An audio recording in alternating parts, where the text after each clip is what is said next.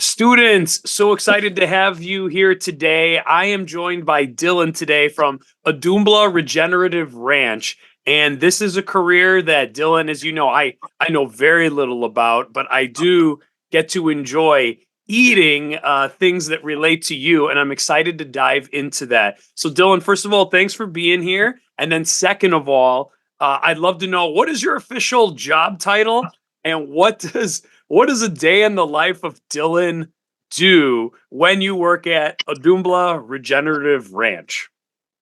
So my official job title is owner operator of the ranch. Right now we're pretty small, so I'm the only employee, so I kind of do it all.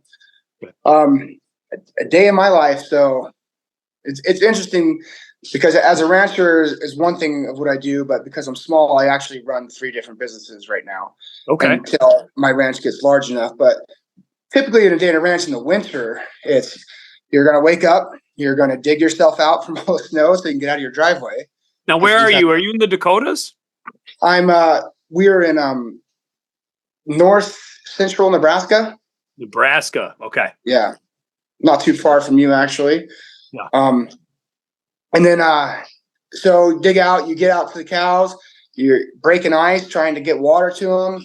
If it's like this morning, we had wind shift on us, and now all the roads are drifted over. So you're getting out there trying to feed them and all that kind of stuff. And you're checking cattle, make sure they're okay. And then a lot of what you do on a ranch is just keep the equipment running.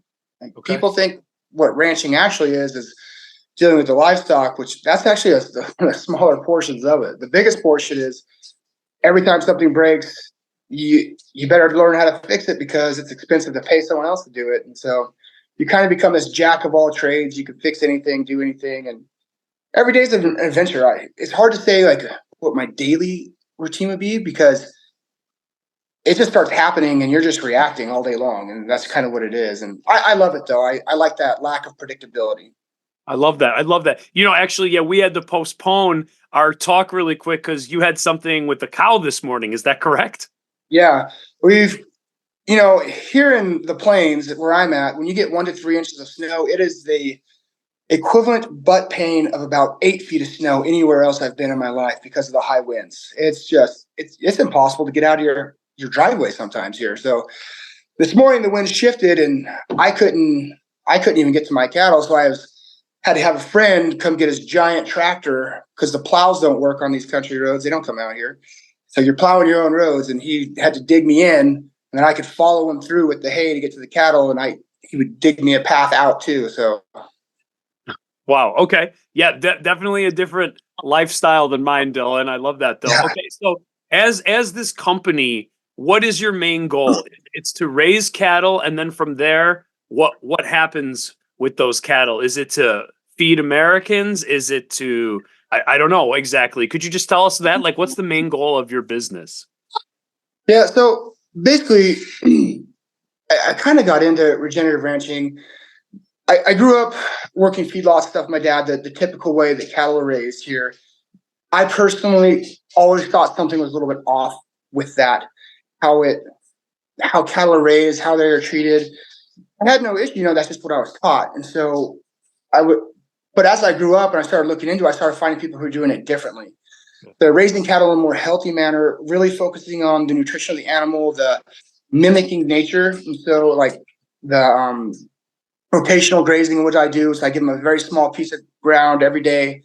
Every day I'm moving them to a new one to mimic a herd migrating through while being chased by predators. It gives that high density grazing is what you're doing. And the whole thing is I'm a big nature guy. I very much love and respect nature. And this seemed to be the most in sync way to do what I love with cattle and simultaneously be symbiotic with nature. And to me, that's incredibly important. And what we do is we raise the cattle and we have a direct marketing business where people can come to our website and they can buy meat from us, buy a whole cow, half cow, down to 25-pound boxes. And that's one way that we make money. And the other is if people don't buy the cows, what we do is we take them, we just sell them at the sale barn. They go wherever, or we sell them. If someone wants our genetics, we'll sell to their ranches and stuff like that. So, okay. So, wow, yeah, you do definitely have a lot of things going on. You're running the ranch solo. You're all the equipment required to move and keep your cattle healthy. And also then what happens when, like, say my couple, me and my neighbors want to buy a whole cow? Are you butchering as well, or are you giving that to someone to butcher? So I butcher the animals that go in my freezer. I'm a huge believer from me myself that I want to be there from the time the animal is birthed to be the one who is putting the animal down and the one who's butchering the process. That's for me myself. But for me to sell you meat, that's illegal. So I have to take it to a USD inspected processing facility, and everything is done underneath inspection. It's the same way that you would get your meat at the grocery store, same exact processing plants. Gotcha. So, I got you. What a unique perspective you have growing up in it as well as now, and your choice to make it more natural for the animals. I commend you on that. And I have to admit, me growing up in the Chicagoland area, I go to the grocery store and I just buy my meat. I cook it and eat it. I imagine you being a part of the process. Does it feel different? Do you think, like, because you've seen the whole life phase and cycles in that? Is there, I don't know, do you feel like it when you eat something, does it impact you different than maybe someone like me who's pretty ignorant to the whole process? well, have you ever heard that old saying is like, you wouldn't waste water if you had to carry it, kind of a deal? Sure. It's similar to that. It's, when you're there the whole time and you realize each one of these animals has its own personality, its own little quirks, they all react to you differently. And you become like so personal to them. Like they recognize you when you come. It becomes a very personal thing. And so like when you're eating the steak that you raised yourself, you know exactly how it was raised, you're real hesitant to waste that. Like you understand what that was and what it came from. Like for me, it raises my respect for the animal's life and death and everything that it gives tremendously more than just going to a store and buying something. Yeah, understood. Your appreciation has to just be skyrocketed compared again to me who's never experienced anything like you have. So, but I'm glad you brought that up. I think I need to maybe pause more before I eat a meal and sit down with my family to realize all the work that's gone into it. And that my buddy Dillon had to freaking dig himself out just to get that animal fed that day. So, rock and roll. Well, thank you for sharing that info. I would say that, and we talked about this before we hit record, I think a lot of my students know the like everyday jobs that they grow up seeing around. A lot of their parents have different jobs, but I would say cattle rancher in our area is probably not a common one that students think of. And I know that you have a little bit of history growing up in that, but could you kind of walk us through, like, you're Dillon in high school and now you're here owning your ranch. Kind of what was a little bit of the pathway that ended you up here right now and to what you're doing?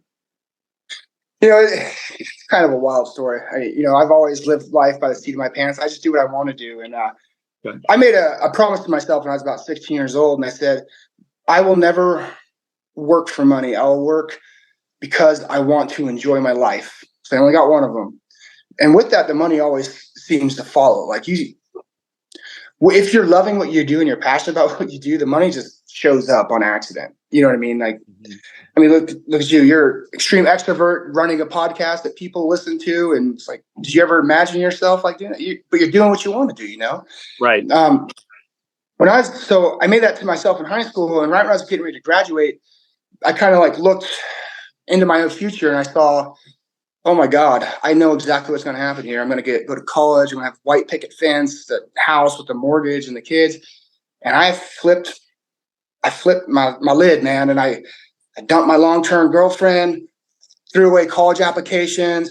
I moved to a ski town. I started being a ski bum. I was working construction. Me and some buddies ended up living in a van down in Mexico and driving up and down for a long time surfing.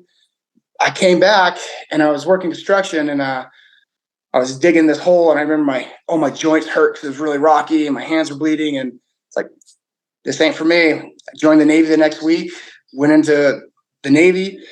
I became a diesel mechanic, and then eventually I joined the Special Forces program. And I was an explosive operator, explosive ordnance disposal guy. And with with that is underneath the umbrella of Special Forces in the Navy, and we also deploy a lot with Army Special Forces. I did that for 15, 16 years, multiple deployments around the world, and I just retired. But even getting into Special Forces, I didn't even know what I was doing. Some guy asked me if I wanted to go. I said, yeah, I'll go. I showed up to class. They started telling me how to disarm bombs and stuff. And I was like, what's my job? They're like, oh, you don't know? I was like, I have no idea what I'm doing, man. I'm just living life. Wow. Well, I love the fact that you were open to new experiences. And because of that, it took you unique and interesting places. I also just want to say for the record again, thank you for your service and congratulations on your retirement from the Navy. That's an incredibly impressive and appreciated thing. So thanks again for that, Dillon.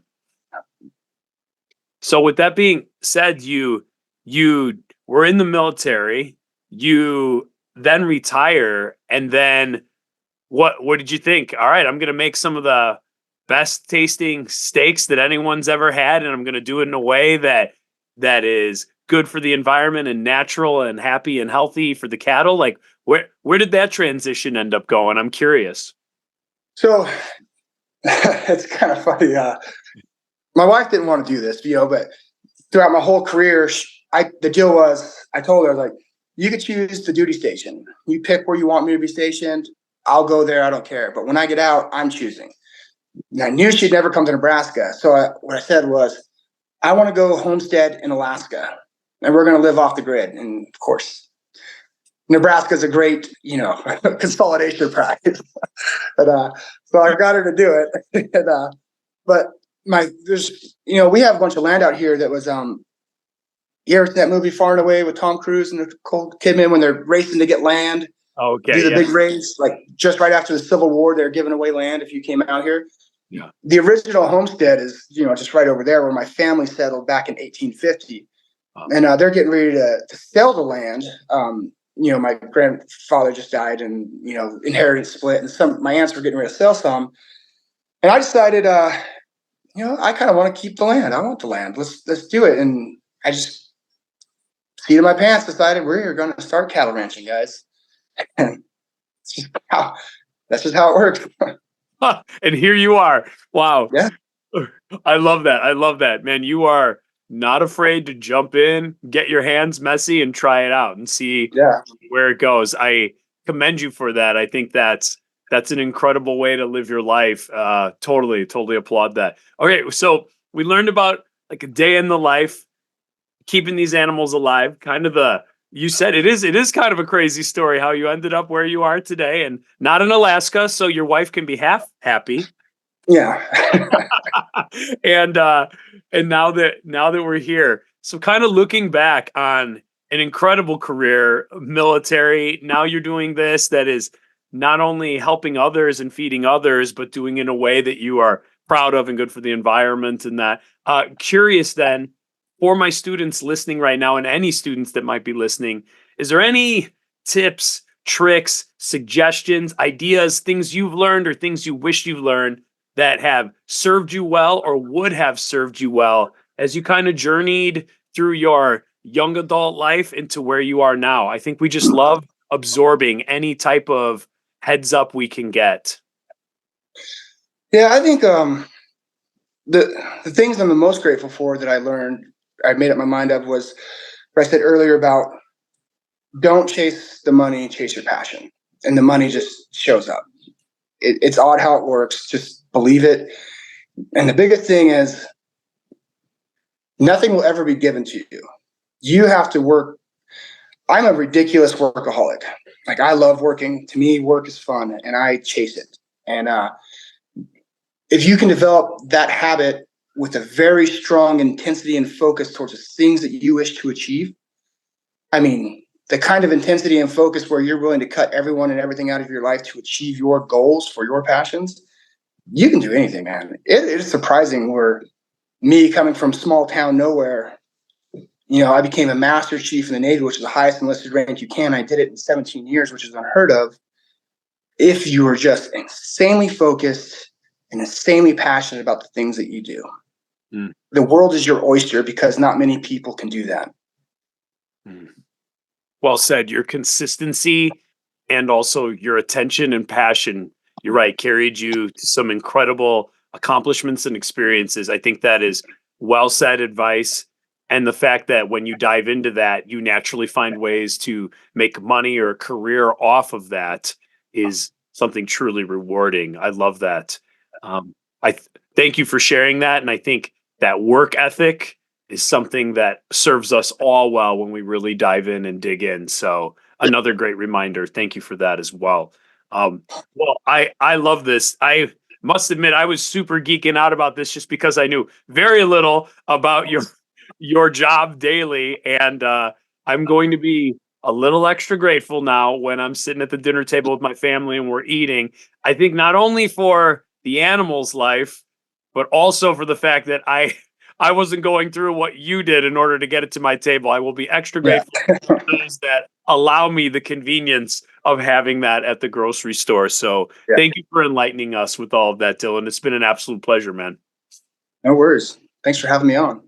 Thank you. And again, I appreciate your time. I think students grabbed a lot from it, and I think we're going to lead to a lot of great discussion because of it. But if anything, just raising awareness from where our food comes from, and also the great question of maybe we should pay more attention. Where does our food come from? And maybe we can even make better decisions based off of that. So, Dillon, it's been a pleasure, man. Thank you for taking us through a little slice in your life. And thanks again for your service, brother. We truly appreciate it. But have a great day, man. Awesome. Thank you.